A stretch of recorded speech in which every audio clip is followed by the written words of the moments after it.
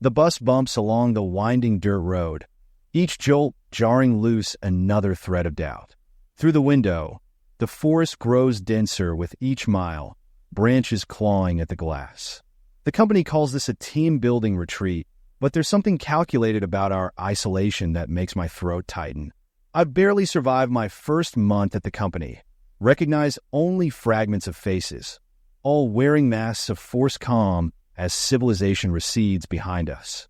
The silence between conversations hangs thick as smoke. The trees part like a curtain, revealing the resort, a collection of weather-stained cabins hunched together in their own clearing, as if huddling against something unseen. The cabins smell wrong, like old meat beneath pine freshener. We shuffle out of the bus, and the air sits heavy in my lungs, dense with something that tastes like copper. Our CEO, Richard Holt, looms on the main cabin's porch. He's a tall man, all angles and shadows, with a smile that stretches wider than anatomy should allow. "Welcome, everyone." His voice scrapes against the air, too bright, too sharp. "We're here to bond, grow, and most importantly, find out who truly belongs." The words slither down my spine, and I glance at Jen, my occasional break room confidant. Her smile cracks at the edges, like porcelain about to shatter. Hours slip away as we perform their rituals. Trust falls into waiting arms that grip too tight. Obstacle courses where some participants vanish behind corners just a moment too long. The trust fall participants who catch us, their hands feel too cold, too stiff like mannequin fingers. Richard and the other managers circle us like vultures, scratching notes on clipboards. Their whispers follow me, and something cold and wrong settles into my bones, like ice forming from the inside out. I tell myself it's new hire paranoia, but even lies need air to breathe. The main dining cabin drowns in forced laughter bouncing off wooden beams that groan under the weight of secrets. People murmur about gaps in our ranks. Mark from accounting, Stacy from HR, both swallowed by the afternoon's activities. The trees lean inward over our cabins, as if waiting to collapse inward at a signal. I catch Jen's eye across the table, and her knuckles bleach white around her fork. "Maybe they just needed air," she whispers, each word brittle as dead leaves. The darkness outside our cabin windows has turned sticky and thick when sleep refuses to come. My cabin feels like a coffin, for bunks pressed together, strangers breathing too shallow around me. My feet move on their own, each step a betrayal of survival instinct, carrying me into the night air that tastes of decay. The forest stands like a wall of ink, branches whispering secrets I can't quite catch. Then voices drift through the dark, urgent and sharp. I follow them, pulse drowning out reason. The voices lead me to a cabin on the fringes, where sickly light bleeds through a cracked door. Every shadow warns me back, but I creep closer, drawn like a moth to deadly flame. Through the gap, they gather, Richard and his inner circle, hovering over a map like priests at an altar. Names mark the paper, some crossed through, others circled. Mine floats among them. My stomach twists as Richard speaks, his voice stripped of its daytime veneer. Unproductive. He taps the map. Each touch a death sentence. These ones need to be handled. We can't afford to carry dead weight. Cold floods my veins. This isn't about pink slips or demotions. It's about erasure. A floorboard moans behind me, and I spin to find Jen, her face a mask of terror. Her fingers dig into my arm as she drags me into darkness. "They're sorting us," she chokes out. "Like cattle. Mark and Stacy, they didn't leave. They were harvested." Reality crashes down like an avalanche, stealing my breath. I want to scream until my throat bleeds, but terror freezes me solid. Jen's nails break my skin. "They watch for panic," she hisses. "Don't let them smell your fear." We creep back to our cabin like guilty shadows, playing normal while our minds splinter. In my bunk, I count heartbeats until dawn, knowing that sunrise won't save us. They've already decided who stays, who disappears, and who gets buried in these hungry woods. The envelope slides under my office door like a death sentence, unremarkable white paper scraping against worn carpet. The waiting room murmurs with life beyond my walls, coffee steam curling through the air. My fingers split the seal, expecting mundane paperwork. Instead, 5 words spill out, each letter carved into the page with hateful precision. I know what you did. My hands betray me, trembling as I stuff the note into my desk. 15 years as a psychiatrist, keeper of broken minds and fractured souls. All of it balanced on the knife edge of trust. The filing cabinets loom in the corner, their locks guarding secrets that sometimes whisper to me in the dark. I paste on professionalism, Usher and Sarah with her panic attacks that crawl beneath her skin. But my focus splinters. The note pulses in my drawer like a tumor, its message seeping into my thoughts. Peter's death comes like a hammer blow 2 days later. They find him sprawled in his apartment, empty pill bottles scattered like breadcrumbs. The police say overdose, but wrongness coats my tongue. Peter, who flinched at the mere mention of medication, who spent every session searching my face for salvation I couldn't provide. His eyes haunt me now, not the vacant stare they found him with, but the desperate hope in our last session when he leaned forward and whispered, "Something's coming for me, doctor." Or maybe it's already here. My phone screen burns with fresh torment. You couldn't save him. Your failures are mounting. Acid rises in my throat. I delete the message, but its phantom burns behind my eyelids. The days blur into a nightmare kaleidoscope. Every client's gaze feels accusatory, their words laced with hidden meanings. Are they the ones watching? Or is it someone else? A grieving parent whose child I failed? A spouse left alone with their demons? The invasion of my home breaks something inside me. The letter waits on my doorstep, and Michael finds his own message plastered to his windshield. Ask your wife about the body she's buried.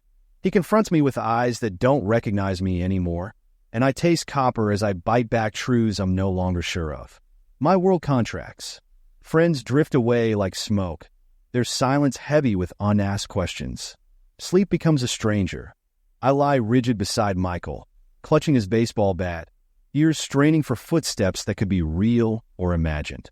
But the true horror lives in my skull, a growing certainty that someone knows my sins better than I do. Jenny, my assistant of 8 years, finds me hunched over case files. Her hands shake as she reads the latest threat. Confess or join them. Our eyes meet, and I see my own fracturing reality reflected in her pupils. She knows I'm shattering, pieces of my mind scattering like broken glass. That night, our front door hangs open like a screaming mouth. The lock lies in pieces, and Michael sprawls across our living room floor, pills scattered around him like fallen stars. The police murmur accident, but the scene reeks of design, of purpose, of punishment. I can't feel my lungs. My office feels foreign now, the walls watching with patient malice. As I claw through old files, searching for the thread that could unravel this nightmare, gaps appear, missing pages, altered notes, entire histories vanished. And suddenly I'm drowning in doubt. What sins have I forgotten? Which patient's darkness did I absorb, letting it nest inside my mind until it hatched something monstrous? The letters keep coming, surgical strikes against my sanity. Each one peels back another layer of certainty until I'm not sure who's more broken, my patients or the doctor who thought she could fix them. Their secrets were supposed to die in these rooms. Instead, they've taken root, growing into something that hungers for truth. Or perhaps the truth has been hunting me all along, wearing my patients' faces, waiting for the perfect moment to devour what's left of my mind. Ryan's corpse slumps over his keyboard, face bathed in the monitor's sickly glow. The first responders found my number in his phone, best friend, business partner, now witness to this grotesque tableau. 28 years old, marathon runner, health fanatic Ryan. The coroner mutters heart attack, but decay has already seeped into the edges of this scene, whispering darker truths. His apartment holds a stench of abandonment, though he'd been alive mere hours ago. The monitor bathes the room in diseased light, displaying our last project, lines of code writhing down the screen like maggots. We were supposed to be the good guys, Ethical hackers paid to expose corporate weaknesses. But the code seems alive now, pulsating with malevolent intent. The chair creaks as I lower myself into the indentation his body left. His email inbox spills open, revealing digital threats that make my skin crawl. Anonymous warnings about breaching forbidden systems, about eyes that never sleep now fixed upon him. The timestamp burns. 48 hours before his heart seized and stopped. Our office feels wrong without him. His chair stands empty, a void that drinks in light. My laptop whirs to life, encrypted, secured, supposedly untouchable. The connection request appears like a death knell. Unknown_user seeks access. The screen convulses, pixels bleeding into darkness before words materialize. Leave it alone, or you're next. My cursor moves by itself, possessed, tearing through my files with surgical precision. I rip the power cord free, but the screen continues its dance of destruction, burning its message into my retinas. Home offers no sanctuary. Every shadow holds teeth. Every creak of settling would sound like footsteps. My phone vibrates against my hip. Ryan didn't listen. Will you? Unknown number. Unblockable. Daylight brings no relief. By evening, exhaustion betrays me into one final check of our project. The screen dissolves into void, then reconstructs itself into twisting serpents of code spelling out. Final warning. My webcam light blinks awake. Red eye of a digital demon, watching, waiting. Knuckles crack against my door. Nick stumbles in, face bleached of color. They followed me here, he rasps. After Ryan, they've been watching. Today, a black SUV tried to drive me into the guardrail. No plates, no driver I could see. His words dissolve into choking gasps. He clutches his chest, face contorting. Then nothing, his body crumbles like deleted code. My fingers fumble with 911, but truth settles like lead in my stomach. We've awakened something in the digital depths. Understanding crashes through my denial. This isn't corporate espionage or rival hackers. We've breached something older than silicon, a creature that learned to wear digital skin. It flows through networks like poison through veins, reaching through screens with invisible claws. My laptop hums in the corner, screen flickering with patient malice. It knows I understand now, knows I can feel its presence coiling through my Wi-Fi, seeping under my door, waiting to add my heart to its collection of trophies. There's nowhere left to run. In this age of connected everything, its hunting ground is infinite. I've seen its work. The perfect crime, bodies that show no trace of violence, just hearts that suddenly forget to beat. My chest tightens. The screen flares. It's here. They find Uncle Paul half submerged in Loon Lake's murk, flesh swollen and mottled, lake weeds threading through his ribcage like hungry fingers. The police mutter accidental drowning, but whispers slither through the family reunion. Paul was born in these waters, taught generations to swim here. The sheriff, once Paul's drinking buddy, now stares through me like I'm made of lake mist. East Hollow suffocates under the weight of death.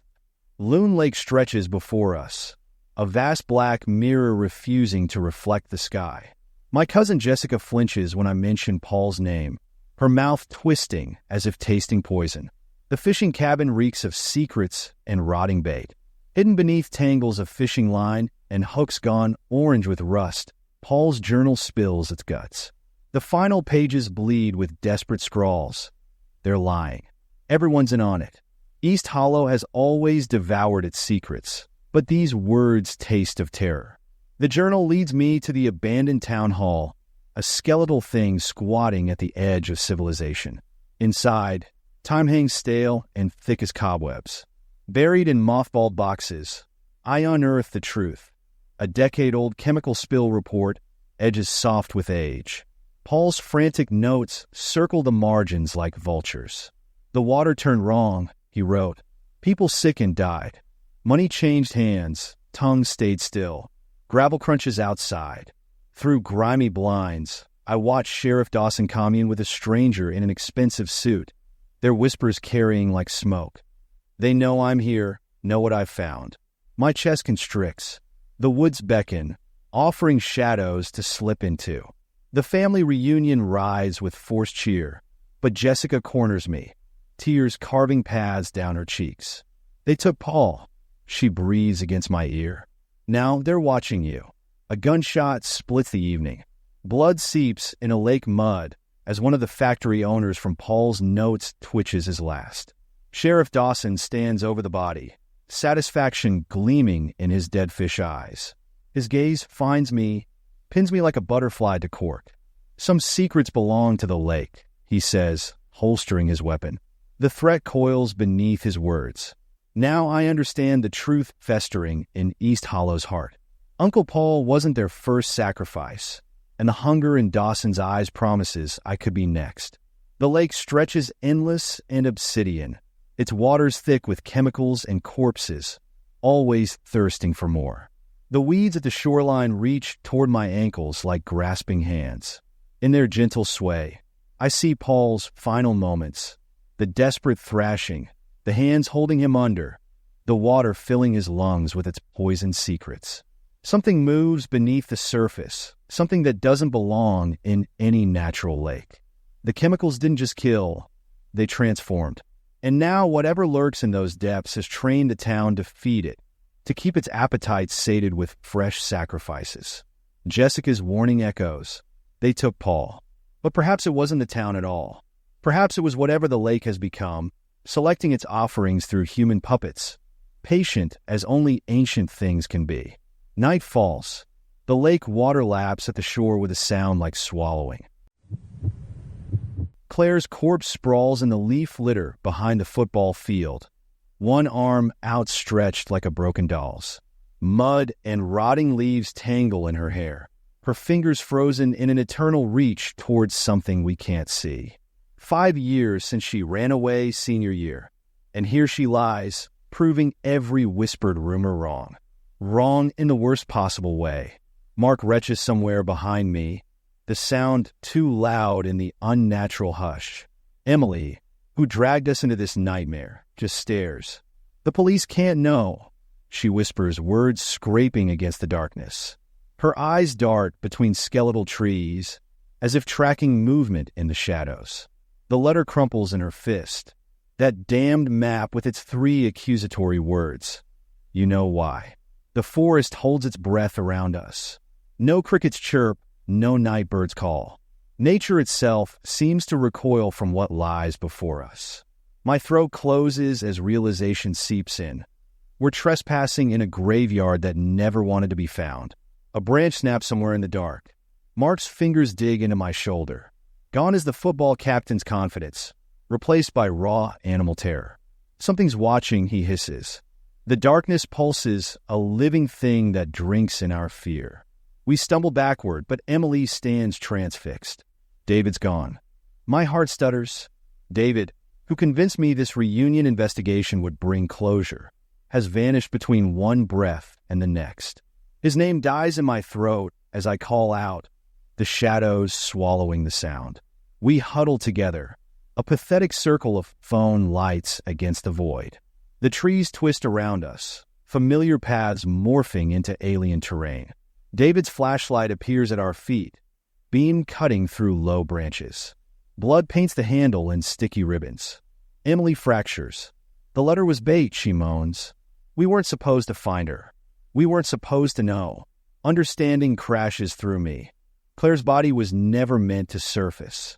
Whatever guards this secret has teeth, and we've wandered straight into its maw. With splinters behind us, Mark bolts, terror finally winning. Emily and I chase his footsteps, but the forest warps reality. Branches whip our faces, roots grab our ankles. When we finally explode onto the football field, lungs burning, Mark is gone. Swallowed by the hungry dark. Emily collapses, and ice spreads through my veins. 3 entered the woods. 2 emerged. The truth unfolds like a death sentence. Someone orchestrated this entire scene. Claire's body, the letter, the map. A trap baited with guilt and sealed with blood. Behind us, branches rustle with deliberate menace. The woods exhale decay, and I swear I hear laughter, or maybe screaming. carried on the wind. This isn't over. Whatever hunts in these shadows has acquired new prey. In the distance, Mark screams. The sound cuts off with wet finality. Emily grabs my hand, her skin feverish. "Do you remember?" she whispers. "What really happened that night? Senior year?" The memory rises unbidden. Claire running into these same woods, terror on her face. Us following. The thing we saw. The promise we made to forget. But the woods remember. And now they're calling us home. A twig snaps at the tree line. Emily's grip goes slack. I turn, too slowly, as darkness rushes in. Rachel's corpse lies twisted at the base of the stairwell, her neck bent at angles meant only for dolls. The hospital's fluorescent lights cast sickly shadows across her face, turning her wide, terror-frozen eyes into black pits. Just another medical student, they'll say. Just another accident in these sterile halls. But accidents don't leave that look of horror etched into dead faces. The other students huddle together, while hospital staff herd us into a break room, their reassurances hollow as empty pill bottles. My pulse thunders in my ears. The head nurse drones about tragic mishaps and slippery steps, but Rachel's last whispered confession burns in my memory. The patient in room 713, she'd breathed yesterday, fingers digging into my arm. He knows things they're killing to keep quiet. Now she lies dead, and her words haunt these corridors. The locked ward squats in the hospital's oldest wing, where reinforced windows swallow sunlight and extra locks click like chittering teeth. During orientation, we glimpsed its secrets, patients too dangerous or too knowing, sealed away behind layers of security and sedation. The memory of that place crawls beneath my skin, writhing with wrongness. Theories slither through our group in poison whispers. Rachel was our rock, our voice of reason. She wouldn't slip, wouldn't fall. The hospital seems to contract around us, paint-white walls pressing closer, hiding rot beneath their pristine surface. Dr. Fletcher glides in, face arranged in a mask of concern. His practiced words about grief counseling feel rehearsed, but his eyes dissect us like specimens. He knows something. The truth festers behind his professional veneer, infecting every carefully chosen word. Night descends, and madness seeps from the hospital's pores. I find myself drawn to the locked ward, moth to deadly flame. The air grows thick, tasting of bleach and buried screams. Through the reinforced glass, I see him, Mr. Callahan, the patient Rachel feared. He rocks on his bed, a metronome counting down to something terrible. His eyes lock onto mine, razor-sharp and hungry. His lips move, forming words that turn my blood to ice. "You're next." Fingers bite into my shoulder. A night nurse, face bleached of color, yanks me backwards. "Leave," she hisses, but fear hemorrhages from her eyes. She knows what stalks these halls, what claimed Rachel's life. Mr. Callahan's laughter follows us, high and broken, scraping against the walls like fingernails. Sleep eludes me. The hospital breathes around me, its walls expanding and contracting like lungs filled with decay. Morning brings fresh horror. James, another student, has vanished. The staff spin tales of early departures, but their lies smell of formaldehyde and fear. Rachel discovered something in this place, something that slithers behind locked doors and speaks through Mr. Callahan's grinning mouth. A truth worth killing for, worth breaking necks and disappearing students to protect. The hospital watches me now, counting my steps with mechanical eyes. In the locked ward, Mr. Callahan rocks and waits, patient as only the truly insane can be. And somewhere in these maze-like halls, whatever killed Rachel hunts for fresh prey. I hear footsteps when I walk alone, smell copper in the sterile air. The walls whisper secrets in the language of the mad, and I know, deep in my marrow, that I've seen too much. Soon they'll come for me too, and the hospital will add another accident to its growing collection. The sound hits me first, the wet thud of Melissa's body striking the boardwalk beneath the Ferris wheel. Her bachelorette dress billows like a broken wing, crimson seeping into white lace. My lungs forget how to work The carnival lights dance across her twisted form, painting her in garish blues and reds that make the blood look almost black. 60 minutes earlier, we'd been drunk on wine coolers and summer air. The night hummed with possibility, thick with a mingled sense of kettle corn and cotton candy. Our heels clicked against the wooden planks as we wandered between attractions, 6 friends celebrating Melissa's final days of freedom. None of us saw the shadows gathering at the edges of our joy. The fortune-teller's tent drew us in like moths. Her words still echo in my skull, each syllable dripping with ice. Tonight, one will fall, and the rest will never forget. Melissa had laughed it off, tossing her hair back. "Cryptic much," she'd teased. Now her empty eyes reflect the spinning lights above, and I can't stop hearing those words, over and over, like a skipping record in my mind. The police move through their motions, asking questions I answer in a voice I barely recognize. They write it off. A tragic slip on rain-slick boards, a fatal tumble. But I keep seeing her face as she fell. That wasn't surprise in her scream. It was pure, primal fear, like she'd looked into the void and seen it looking back. The cheerful carnival music grates against my nerves like fingernails on glass. We cluster together, 5 where there should be 6, while the rides keep spinning and tourists shuffle past our grief with awkward glances. In the spaces between lights, figures linger watching. Their faces shift and blur when I try to focus on them. "The fortune teller," Amanda whispers, her mascara creating black rivers down her cheeks. She knew. Her words carry a desperate edge that pulls us all toward the tense crimson shadows. We follow like sleepwalkers, our fingers interlinked, anchoring each other against the night's undertow. The tent looms before us, fabric rippling like something breathing. Inside, she waits, her hollow cheeks painted with symbols I can't quite focus on. "The cards remember," she murmurs, her voice crackling like autumn leaves. "They always remember." Amanda lurches forward. "Tell us why," she demands, voice breaking. "Why Melissa?" The fortune teller's gaze finds mine, and frost spreads through my veins. Her pupils are endless pits, swallowing the flickering candlelight. "What's written in blood cannot be washed away," she breathes. The carnival claims what it's owed. My skin prickles. Chelsea sobs silently beside me. Lauren trembles like a leaf in autumn, and the air grows thick with the taste of copper. We're marked somehow, all of us. Melissa was just the first payment. "Run," the fortune teller hisses, her composure cracking, before it hungers again. The tent explodes inward as wind tears through the carnival. Rides screech to life unbidden, their metal joints shrieking in protest. Lauren's gasp cuts through the chaos. She clutches her throat, eyes bulging.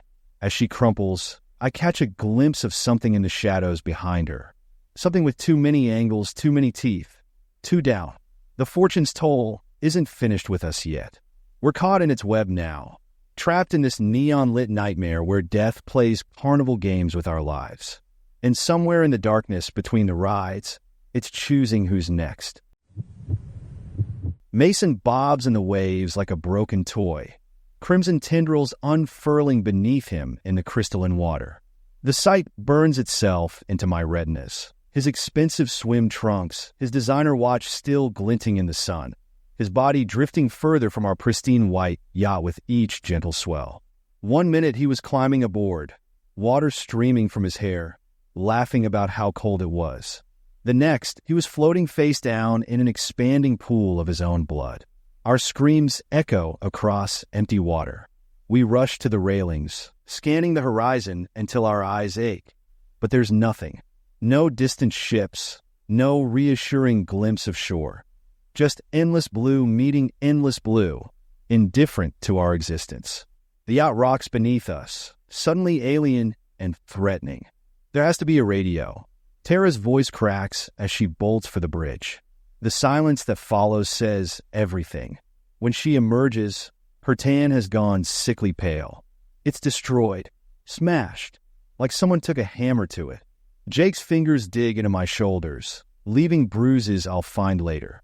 His face contorts, primal terror bleeding through his usual cool facade. This isn't right. No crew? No captain? Who just gives away a yacht trip to strangers? The questions hang in the salt-heavy air, unanswered. We found only a letter when we boarded, typed instructions about navigation and waypoints. We laughed about it then. How bougie, how innovative, a self-guided luxury experience. Now those words taste like ash in my mouth. The engine dies with a wheeze that sounds almost human. One by one, the instruments go dark. The yacht, our floating paradise, becomes a dead thing in the water. Tara's hands dance uselessly over the controls. We're adrift, she whispers, and somehow that sounds like a death sentence. We're all thinking it. We're not built for this. Our survival skills extend to finding good takeout at 3 a.m. and navigating subway delays. Out here, where the horizon swallows all signs of civilization, we're as helpless as children. Every sweep of the binoculars reveals more nothing, more emptiness, more ocean that could swallow us whole. The second note appears as shadows lengthen across the deck. 3 words in stark black ink. Only the strong survive. My mouth goes desert dry. This isn't misfortune. This is design. Someone orchestrated this nautical nightmare, wound us up like toys, and set us loose to dance. Darkness falls like a shroud, bringing with it a wind that whistles through the yacht's bones. We press together in the main cabin, trading theories that grow more unhinged by the hour. Reality show, social experiment, psychological torture. But the stars wheeling overhead hold no answers. Only cold, distant witness to our mounting desperation. The mechanical where splits the night like a knife. Systems reboot in a cascade of light and sound. The yacht's floodlights painting us ghost white. For one breath, relief floods my chest. Then the printer whirs to life, spitting out fresh horror in crisp black type. Another one must fall, or the systems will fail. The message hits like a physical blow. Understanding crystallizes. This boat feeds on death. Someone must die, or the sea claims us all. The waves lap at the hull, patient, hungry. In the harsh glare of the floodlights, I watch my friends' faces. 5 survivors, 1 corpse floating somewhere in our wake. And now we have to choose. Who lives, who dies, who decides? The ocean stretches endless and dark around us, waiting to collect its next tribute. The game has changed. It's no longer about rescue. It's about who's willing to become a murderer to survive. And in the shadows between the lights, I see that same question reflected in every pair of eyes. Kyle's mangled form lies splayed across the courtyard's concrete, neck wrenched backward like a broken doll. Blood seeps outward in a dark halo, and his eyes, God, his eyes, stare upward, pupils blown wide in his final moment of understanding. My lungs forget how to work. We'd formed this little investigation club on a whim, chasing whispers about hidden cameras in our school shadows. Now Kyle's dead, and the game has teeth. The crowd materializes like vultures. Their murmurs a growing cacophony. When Principal Rivers shoulders through, something in his face makes my blood run cold. Not shock, not grief. Recognition. The official story spews out quick. Tragic rooftop accident, terrible loss, thoughts and prayers. But we'd seen Kyle's evidence. Those tiny black eyes watching from corners where no cameras should exist. Locker rooms, private spaces, places that made skin crawl. He'd planned to blow it wide open. Instead, he fell. Or fell. The science wing's abandoned classroom feels wrong when we gather later. Marissa's shoes scrape concrete as she stalks the room like a caged animal. They silenced him. She spits. Made it look clean. Then hunches over our surveillance map. Face draining of color. The cameras Kyle marked? They vanished. All of them. Like they never existed. Ice spreads through my veins. We thought we were hunters uncovering truth. Now we're prey. My phone buzzes. Keep digging and you'll join him. Unknown number. My stomach turns to lead. And suddenly every face in the crowded hallway could belong to them. Watching. Waiting. Police. I whisper, but Marissa laughs, a harsh, broken sound. They're in deep. Every word we've spoken. Every move we've made, it's all been recorded. The maintenance wing beckons, our last shot, abandoned years ago, but rumors say the network core still pulses behind its dusty walls. Our footsteps echo like gunshots through empty corridors. The network room's lock yields to Ben's trembling fingers. Servers hum their electronic lullaby as screens flicker to life. There we are, caught in digital amber, 4 kids playing at exposure. 3 now. Nausea claws up my throat. Marissa finds the logs first. Names, dates, places. But before we can process what we're seeing, darkness swallows us whole. The intercom crackles, and a voice slides through like oil on water. Found you. Heavy boots thunder down the hall. Multiple sets, coming closer. We've discovered their nest, but they've known our location all along. As the footsteps grow louder, I realize with crystal clarity, some truths are meant to stay buried. And sometimes, the buried truth includes you. I've intensified the creepiness while keeping the surveillance/conspiracy element strong. The bold emotional markers remain, but are reworked to feel more visceral. The story maintains its momentum while building a stronger sense of dread and inevitability. Grandma lies twisted beneath the festival lights, her sun hat now a grotesque crown, eyes fixed on nothing. Blood freezes in my chest as reality warps. Seconds ago, she'd been swaying to fiddle music, radiating warmth. Now she's sprawled in festival dirt, and the air carries the stench of burning sugar and something else, something wrong. The paramedics mutter their practice lines about natural causes, but their eyes slide away too quickly. Grandma had hiked mountains last month, baked pies yesterday. People don't just stop existing between one heartbeat and the next. The crowd peels away like dead skin, leaving behind a hollow space where laughter used to be. The festival churns on, but now it pulses with something darker. I drift from my grieving family, propelled by instinct. Our little mountain town's festival always drew outsiders, moths to flame. The craft stalls and candy vendors blur past, their cheerful facades now seeming painted on, masking rot beneath. Everything tastes like copper. They materialize from the crowd, watchers in civilian clothes. Their movements are too precise, their attention knife sharp. One locks eyes with me, and decay spreads through my bones. They're sorting us, marking us, hunting. Ava finds me, phone clutched like a lifeline. Look, she rasps, showing me local forum posts that make bile rise. A pattern emerges through years of festival deaths. Always visitors, always quick, always clean. The outsiders who never belonged, fed to something hungry. The truth slithers in, Grandma wasn't local. We're not local. The festival's welcoming embrace now feels like a spider's web, and we're caught fast. Night thickens like spoiled milk. Every townsperson's face turns mask-like, rigid with secrets. Game operators, musicians, vendors. Their eyes track us like predators, conversations dying when we pass. The festival has teeth, and they're all bared now. A watcher materializes, blocking our escape. His voice drips poison honey. The chapel awaits your tribute. No question, no choice. Terror rides beneath my skin. The chapel squats in darkness beyond the festival's glow, where old sins breed. Stories whisper of its foundations, built on blood and bone. Ava's fingers dig crescents into my arm. Run, she breathes. But the crowd becomes a tide, herding us toward that ancient door. Understanding breaks like rotten ice. This festival isn't celebration. It's harvest. It's hunger. It's ritual. My pulse screams in warning, but Grandma was just the opening note of something darker. The chapel gapes before us, shadows writhing in its depths. Tonight we learn what price the festival demands, what feast we're meant to become. And I know, with crystalline certainty, that dawn will find 2 more empty spaces in the world, 2 more sacrifices to feed this town's ancient appetite. I've intensified the horror elements while maintaining the folk horror/ritual sacrifice theme.